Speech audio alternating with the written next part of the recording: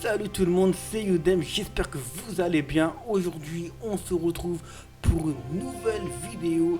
Aujourd'hui, on va continuer le jeu Les Chevaliers des Baphomet.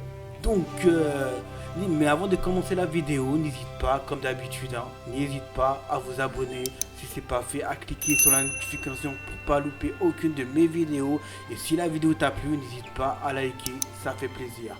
Si voilà, sans ça, je vous dis bon visionnage.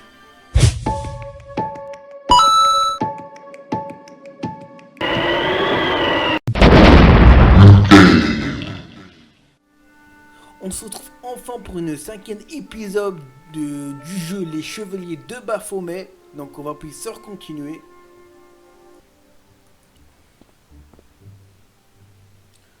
Ouais. Donc je dois enquêter pareil, voir qu'est-ce qui s'est passé. Les yeux fixes du mort me faisaient froid dans le dos. J'essayais d'éviter le regard de la victime en fouillant ses poches. Pas de portefeuille, pas de carte bleue, pas de papier. Le passé de cet homme était une page blanche. Voir d'où il vient, voir comment le retrouver. S'il n'a pas laissé de traces pendant l'explosion. Tu sais, des fois. Le miroir étant déjà brisé, j'espérais avoir échappé aux 7 ans de malheur.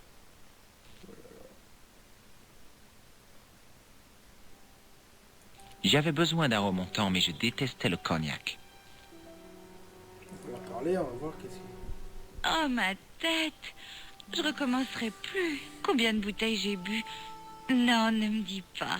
C'est quoi ton nom, chérie? George Stobbart, mademoiselle. Vous m'avez l'air assez démonté. J'ai surtout besoin d'un bon remontant.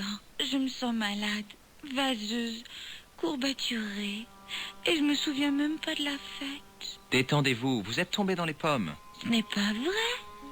Que s'est-il passé? Il y a une explosion, essayez de ne pas bouger. Vous êtes docteur? Oui, c'est le docteur Doogie qui m'a tout appris. Qui est-ce? Un des plus brillants médecins sur cette planète. Tout ce que je sais en médecine, je le lui dois. Vous ne vous souvenez de rien? Non, j'ai besoin d'un verre. Servez-moi un cognac. Allez, on en sort. Sec ou avec de la glace? Passez-moi juste la bouteille avec une pépine dessus. Une petite goutte ne vous fera pas de mal.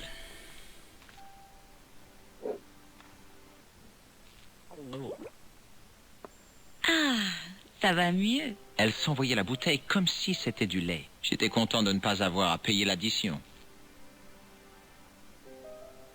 Voilà, à force de te revoir, regarde comme elle est... Hé, réveillez-vous. Elle ne réagissait pas. Si je voulais un autre cappuccino, il fallait que je me serve moi-même.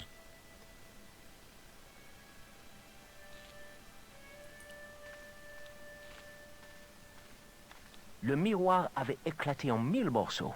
C'était 7 ans de malheur pour quelqu'un. Le pauvre. Il n'avait aucune chance. Il était salement amoché.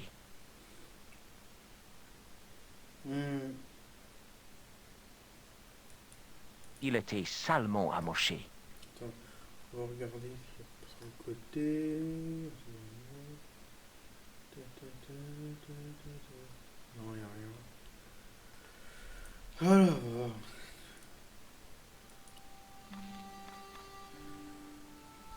Je fouillais ses poches. Rien.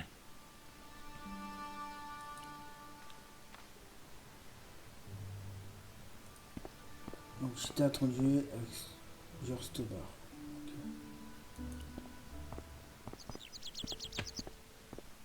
On va aller voir là.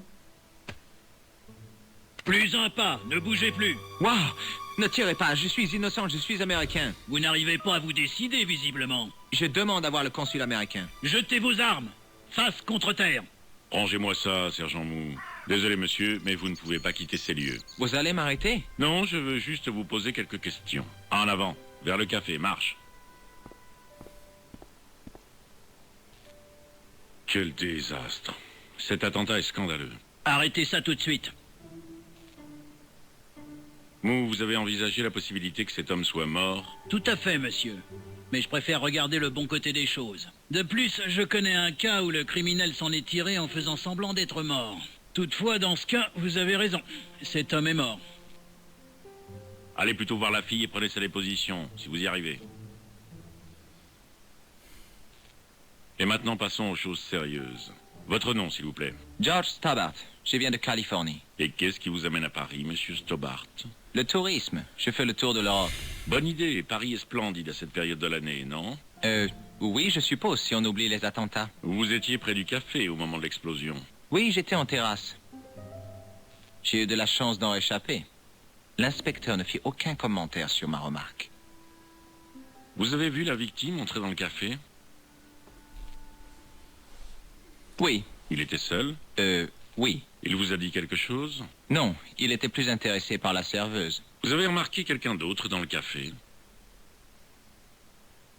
Oui, il y avait ce type habillé en clown. Il portait un accordéon. Un accordéon. Bien.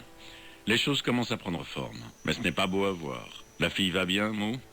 Elle devrait s'en tirer, si elle survit à sa gueule de bois. Elle dit que l'Américain affirme être médecin, et qu'il l'a forcé à boire du cognac. Je peux tout vous expliquer. Vraiment? Enfin, presque tout. Elle ne se souvient pas d'un clown, monsieur. Tiens, c'est bizarre, vous ne trouvez pas? Qui dois-je croire dans ce cas? Eh bien, ça me paraît suffisant. Que voulez-vous dire? Vous ne savez rien, et c'est très bien comme ça. Vous êtes libre. Bon séjour, Dr. Stobart. Et ma sécurité personnelle, alors? Vous ne me donnez même pas un conseil? Si, restez vigilants et faites attention aux personnes louches. Et ne traversez pas tant que le petit bonhomme n'est pas vert. Tu parles de conseils? Non, sérieusement, je pense que vous n'êtes pas en danger. Si vous vous souvenez de quelque chose d'important, contactez-moi. Voici ma carte.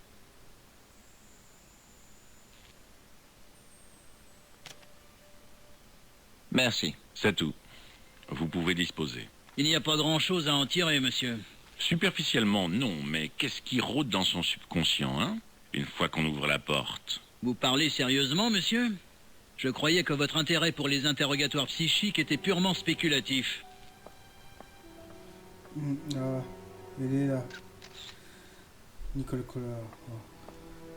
Je sais même pas s'ils se connaissent. Ou purée, c'est la première fois qu'ils le rencontrent. Ouais, ils se connaissent pas là. Ah oui, ça m'a... Excusez-moi, mademoiselle. Alors, je m'appelle George Stobart. Vous êtes américain, si j'en juge par l'accent. Oui, c'est exact. En vacances à Paris. Et quelles vacances, hein? Vous étiez là quand l'attentat a eu lieu? Et pas qu'un peu. J'étais à la terrasse du café. Vous avez remarqué un homme d'âge moyen, à peu près 50 ans, avec un chapeau et un impair? Je n'arrivais pas à le croire. Elle ne m'avait même pas demandé si j'allais bien. Oui, il est entré dans le café juste avant que la bombe explose. Ce n'était pas un parent à vous, j'espère. Ah non, pas du tout. Je suis Nicole Collard de La Liberté. Qu'est-ce que c'est? Une boîte de nuit? Non, c'est un quotidien. Vous êtes journaliste? Je suis photographe-reporter, je travaille en freelance. Dites, vous pourriez m'interviewer au sujet de l'attentat? Vous savez, un témoin oculaire, ça a de la valeur. Quelques minutes après l'attentat qui a ébranlé Paris. Vous savez, du sensationnel, du vécu, ce genre de choses. Merci, mais je me contente de la réalité. Est-ce que vous avez vu qui a déposé la bombe? Je sais que ça a l'air ridicule, mais il était habillé en clown. Oh, c'est pas vrai, encore lui?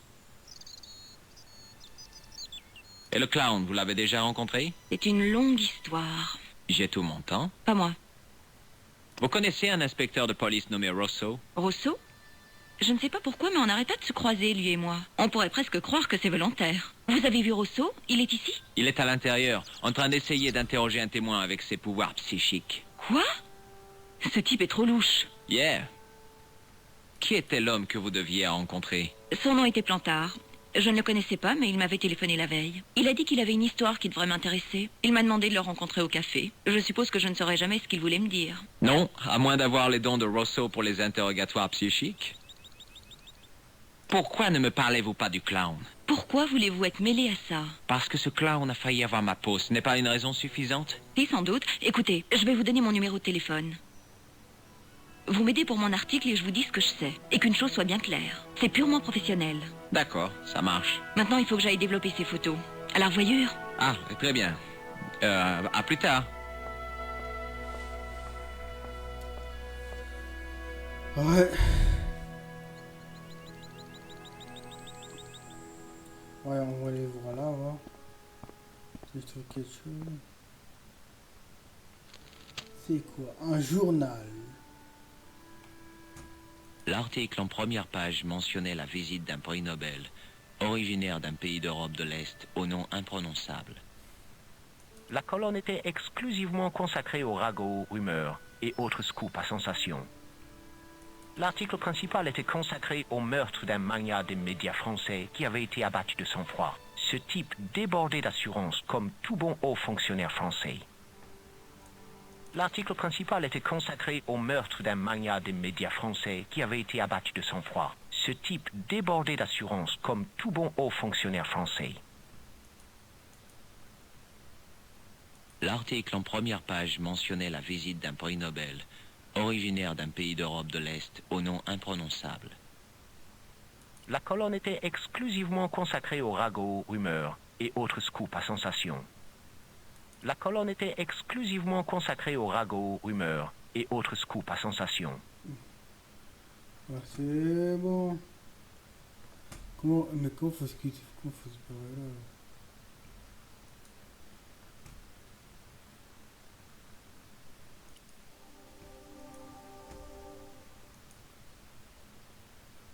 J'avais remarqué une inscription au bas de la page. Quelqu'un avait écrit Salah Eddin, 1345. Ah, ok. Fallait trouver ça, ouais, fallait trouver ça là et dit 1345. D'accord.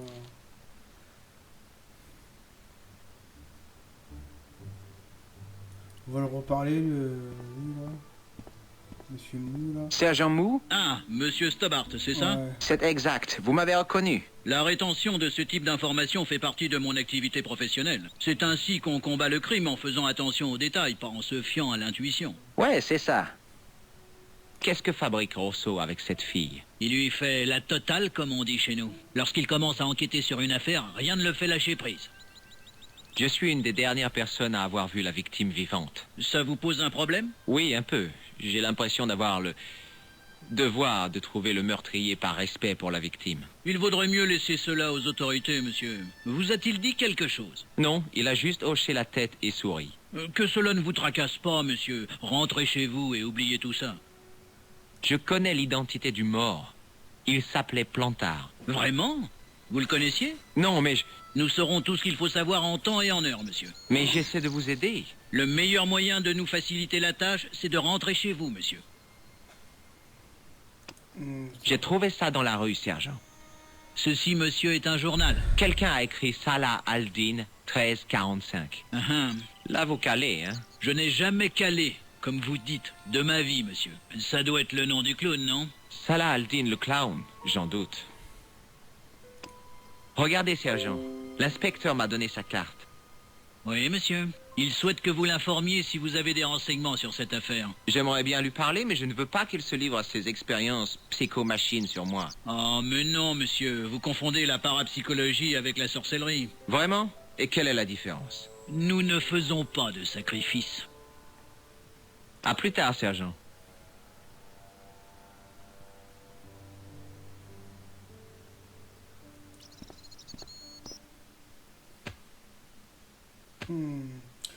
Ok.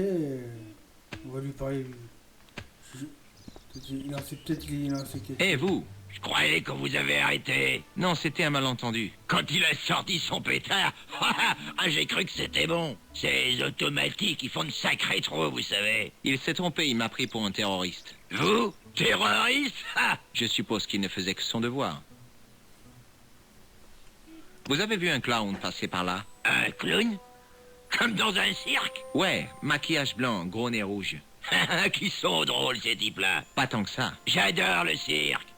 Surtout les chevaux. Vous ne m'avez pas répondu. Vous avez vu un clown? Vous pensez que j'ai que ça à faire? Regardez les passants. Certains doivent travailler pour vivre. Écoutez, je sais que vous êtes débordé, mais un clown, vous l'auriez remarqué, non? Je vous l'ai dit, j'ai rien vu. Il portait un pantalon multicolore et un maquillage. Il aurait été assez miteux comme clown si c'était pas le cas. Écoutez, je dois retrouver ce clown, c'est un meurtrier. Vous êtes qui d'abord? Un flic? Non, bien sûr que non. J'ai l'air d'un flic? Non, mais vous agissez comme eux. À fourrer votre nez là où il faut pas. Comment savez-vous que ce type est un tueur? Vous l'avez vu faire? Vous n'avez pas entendu l'explosion? Il a fait sauter le café. Ah, je me demandais aussi d'où venait ce bruit. Des cadavres? Oui, un homme. Saleté. Je pensais pas que c'était aussi sérieux. Et la serveuse? Elle s'en est tirée. Ah, Dieu soit loué. Vous avez vu un type avec une mallette et un chapeau? Ouais, ce vieux blaireau. Vous savez ce qu'il m'a dit? Il me fait... Le travail manuel me fascine. Je pourrais rester là toute la journée. Qu'abruti. J'aurais pu l'assommer. Vous avez reconnu l'homme au chapeau? Non, pourquoi? Il est connu? Je suppose qu'il l'est maintenant. C'est lui qui est mort dans le café? Oui. C'est triste. Maintenant, je me dis que j'aurais pas dû l'appeler comme ça. Si je pouvais revenir dans le passé, si j'avais pu être plus tolérant. Les regrets et les remords sont vraiment des sentiments étranges. Ils font de vous les pires cabots de seconde zone. Vous voulez lire mon journal? J'ai pas le temps de lire. Vous voyez pas que j'ai du travail? Vous pourriez le lire pendant la pause déjeuner. J'ai que 10 minutes. Et encore, si c'était le patron qui décidait, j'aurais rien du tout. Il me mettrait un goutte à goutte. Comme ça, je m'arrêterais pas pour manger. Prenez ce journal et cessez de vous plaindre. Non, mais... Regardez-moi ces fichus gauchistes. Sauvons les dauphins. Moi, je dis, attrapons-les et bouffons-les. Tout ça pour des stupides poissons. Ah, ça, c'est plus intéressant. Non, mais regardez la taille de ces 2 ballons de rugby. Ah, qu'est-ce que c'est? Salah Al-Din qui court dans le prix de l'Arc de Triomphe? C'est une course hippique? Épique, oui. Ce cheval est une légende. C'est Bucéphale réincarné. Une véritable fusée. Soyez sympa, surveillez mon trou. Il faut que j'aille mettre de l'argent sur ce canasson. Et votre boîte à outils? Je m'en tape, servez-vous. Oh, pas commode le vieux là. Hein. Pas commode. Hein. Bon bref, allez, je vais quand même chercher sur son territoire. J'ai trouvé un outil en forme de T dans la boîte. Je ne savais pas ce que c'était, mais je savais que ça pourrait être utile. Ok, qu'est-ce que c'est? Ok, celui-là. Ah, tu peux appeler Nicole. Ah, c'est un téléphone. Je sais même pas s'il va répondre, Nicole. Allô, Nicole Collard? Allô, c'est George. Ah, salut. Eh bien, je n'ai pas eu beaucoup de chance. Tu n'as rien découvert? Non. Écoute, je suis très occupée là. Rappelle-moi dès que tu apprends quelque chose, d'accord? Oh, oui, c'est d'accord. Au revoir, monsieur. À bientôt. Ok. On va essayer de rentrer là. À l'intérieur du portail, il y avait une petite porte. La porte était fermée à clé. Ben c'est tout pour cette vidéo, n'oublie pas de t'abonner et de cliquer sur la notification pour pas louper aucune de mes vidéos. Et si la vidéo t'a plu, de lâcher un like, ça fait toujours plaisir. Et aussi commenter, partager. Et pour finir, allez sur ma page Tipeee pour me soutenir en regardant des clips ou me faire un don. Sinon je vous dis à bientôt, on se retrouve pour une prochaine vidéo. Allez, ciao.